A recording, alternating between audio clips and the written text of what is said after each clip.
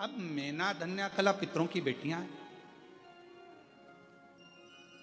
अब पितरों की बेटियां आराम से निकल रही थी, पर मेना जब निकल कर गई तो उसके जो लहंगा था, अब आज के जमाने में तो इतना भारी तो लहंगा नहीं चलता, पर उस समय पर तो सोना, रतन, माणिक, मोती, हीरा, पन्ना सब लहंगों में जड़ा रहता था। तो जैसे ही मेना निकल कर गई तो उनका जो लहंगा था वो सनत कुमार की जंघा पर लग गया।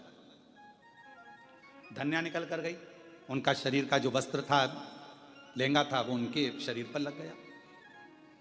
कला निकल कर गई तो भी उनके शरीर पर उसका भाग लग गया। अब चरण तो नहीं लगा पर वस्त्र लगा है। आज जो तप में डूबा हुआ है, साधना में डूबा हुआ है, भजन में डूबा हुआ है, स्मरण में डूबा हुआ है, मंत्र जाप में डूबा हुआ है, नाम जाप में डूबा हुआ है, और मालूम पड़े उसको वो बार बार चोट लगती है, तो सनकादि ऋषियों को क्रोध आ गया।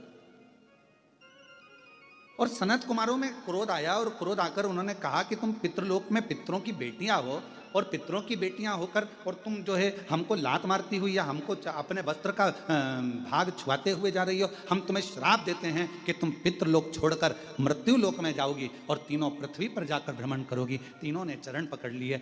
आप कृपा करिए सनत कुमारो, सनकादि ऋषियों कृपा करिए, करुणा करिए। तब पितरों ने आकर क्षमा मांगी। तब उन्होंने कहा कि तुम 3 देवियों की गोद में 3 देवियां खेलेंगी जो जगत का कल्याण करेंगी। मेना की गोद में पार्वती जी खेली, धन्या सुनैना जी बनी जिनकी गोद में माता जानकी जी खेली, कला कीर्ति बनी जिनकी गोद में स्वयं राधा जी खेली। ये 3 देवियां तीनों की गोद में खेल रही।